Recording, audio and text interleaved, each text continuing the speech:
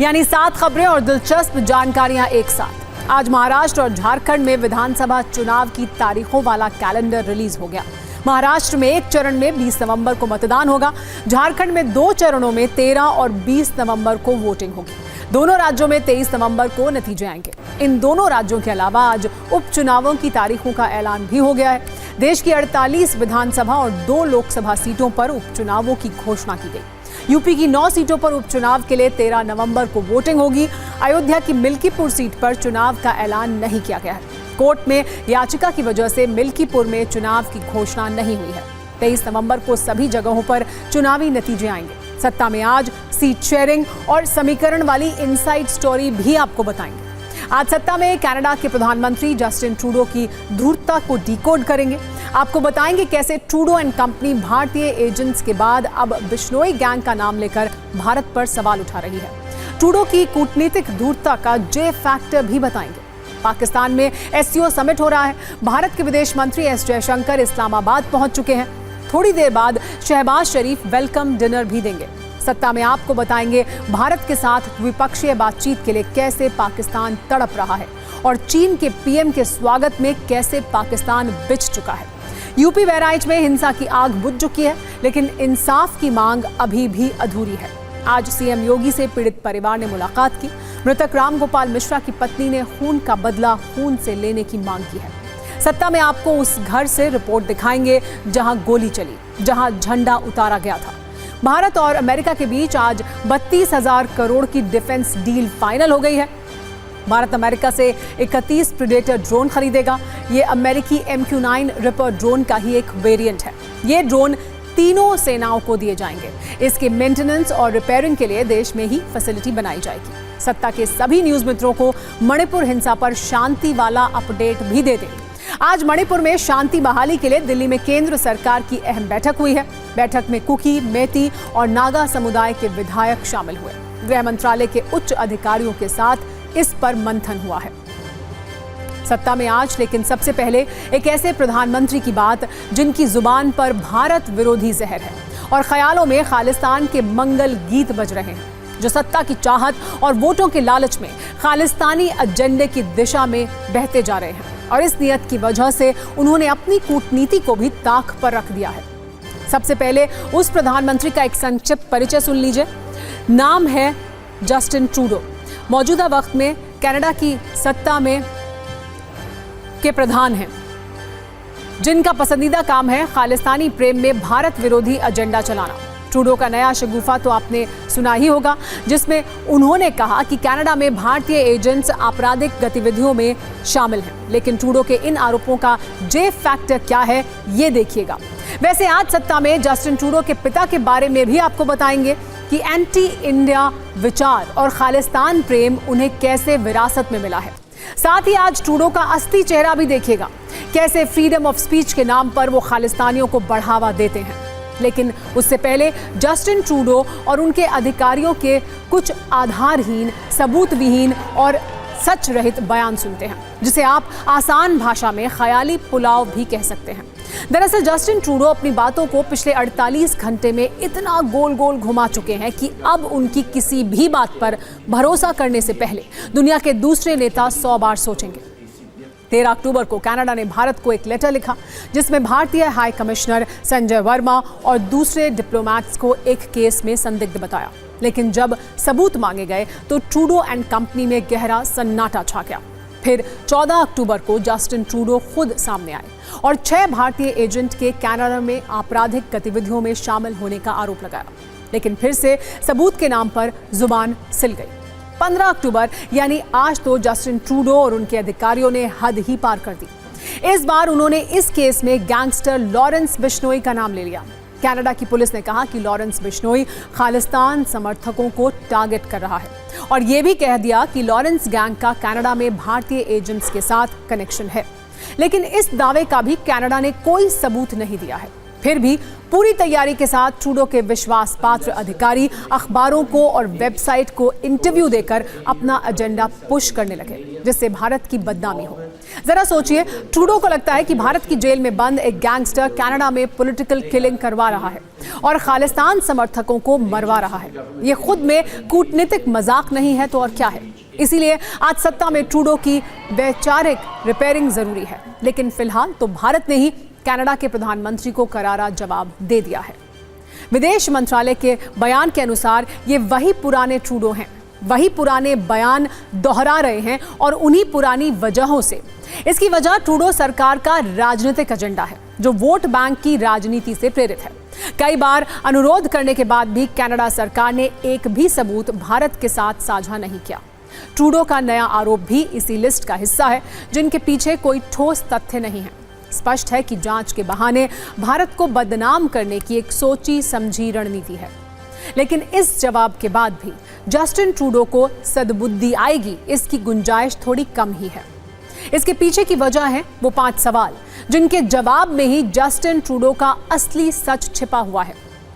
पहला प्रश्न ये कि आखिर ट्रूडो का दिल खालिस्तान और खालिस्तानियों के लिए इतना क्यों धड़क रहा है। दूसरा सवाल, कहीं जस्टिन ट्रूडो का रिमोट चीन से ऑपरेट तो नहीं हो रहा है। इसके भी कुछ सबूत मिले हैं। एक सवाल यह भी है कि ट्रूडो को भारत से कूटनीतिक शत्रुता मंजूर है। आखिर इसकी कीमत उन्हें क्या मिल रही है। क्या ट्रूडो की इस बहानेबाजी और अनर्गल आरोपों वाली वेब सीरीज के पीछे सत्ता जाने का डर है। इसीलिए वो कभी भारतीय एजेंट्स का नाम लेते हैं तो कभी लॉरेंस बिश्नोई का जिक्र करते हैं। आखिर ट्रूडो गोल गोल क्यों घुमा रहे हैं। पहले कनाडा के आधारहीन और सबूत विहीन आरोपों वाली एक रील देखिए, फिर ट्रूडो के दिमाग के बंद दरवाजे खोलने वाली कुछ कुंजी भी हम खोलेंगे।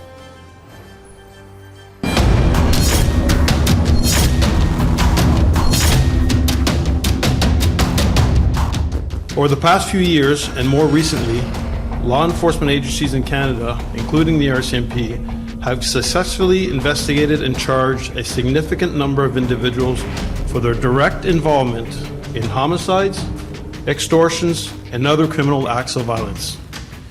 In addition, there has been well over a dozen credible and imminent threats to life which have led to the conduct of duty to warn by law enforcement with members of the South Asian community and specifically members of the pro-Khalistan movement.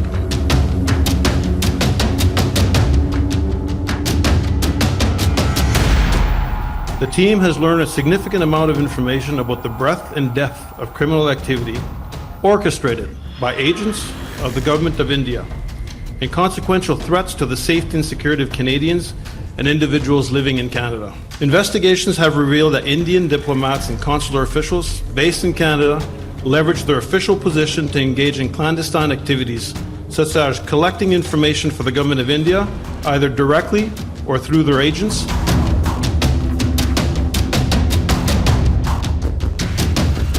As the RCMP Commissioner stated earlier, they have clear and compelling evidence that agents of the Government of India have engaged in and continue to engage in activities that pose a significant threat to public safety. This includes clandestine information gathering techniques, coercive behavior targeting South Asian Canadians, and involvement in over a dozen threatening and violent acts, including murder. This is unacceptable. And claimed by one organized crime group in particular, which is the Bishnoi group. So that's what we're seeing here in Canada. And we believe that that group is connected to agents of the Government of India.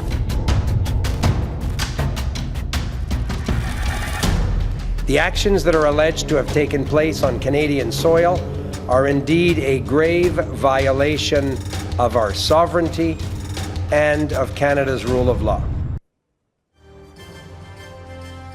अब सत्ता की जो कुंजी हम दिखाने जा रहे हैं उसमें ट्रूडो की ऐसी धूर्तता छिपी है जिसे दुनिया के बहुत सारे विशेषज्ञ कूटनीतिक मूर्खता बता रहे हैं।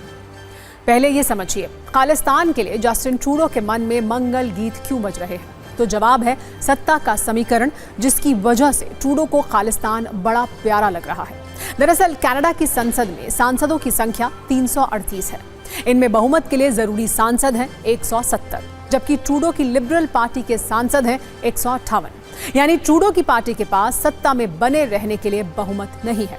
और यहीं पर जस्टिन ट्रूडो का दिल खालिस्तान के लिए जोर जोर से धड़कने लगता है।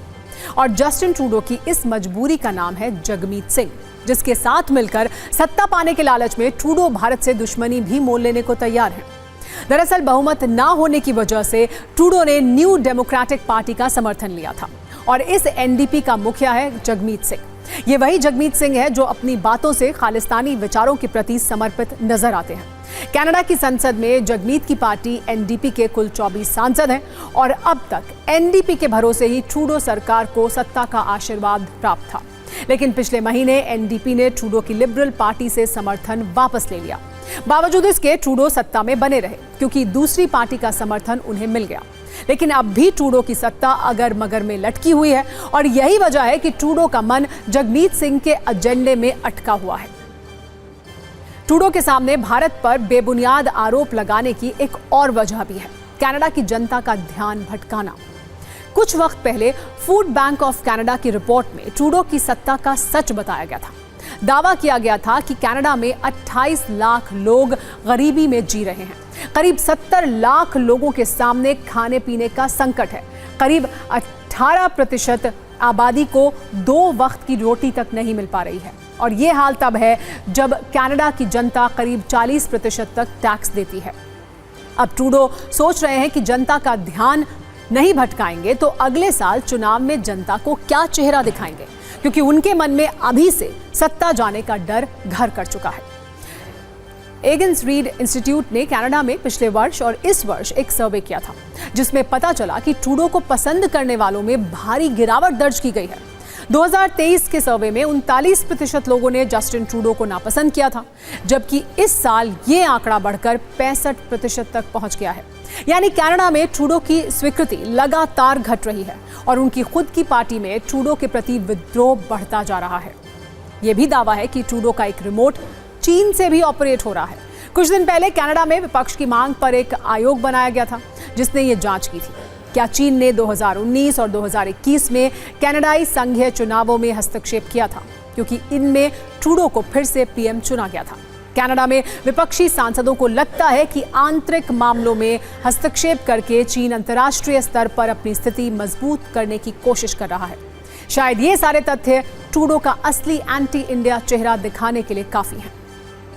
वैसे एक सत्य ये भी है कि ट्रूडो की रगों में ये खालिस्तान प्रेम विरासत बनकर दौड़ रहा है, क्योंकि जस्टिन ट्रूडो के पिता के ख्यालात भी भारत को लेकर ऐसे ही रहे हैं। जस्टिन ट्रूडो के पिता पियरे ट्रूडो 1984 में कनाडा के प्रधानमंत्री थे और तब उन पर तत्कालीन प्रधानमंत्री इंदिरा गांधी की सरकार ने खालिस्तानियों को समर्थन देने का आरोप लगाया था और उस वक्त भी दोनों देशों के संबंध बिगड़े थे। कनाडा के पत्रकार टेरी मिल्स्की ने अपनी किताब blood for blood 50 years of global Khalistan project में लिखा है कैसे पियर ट्रूडो ने कनाडा में खालिस्तानियों को सींचने का काम किया।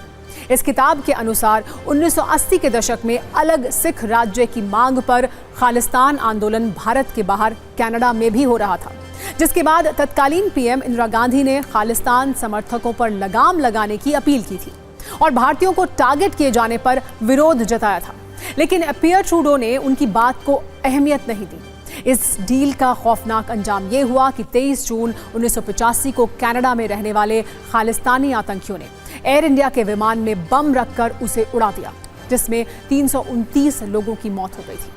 अब खालिस्तान और खालिस्तान प्रेमियों को ऐसी ही शह जस्टिन ट्रूडो भी दे रहे हैं।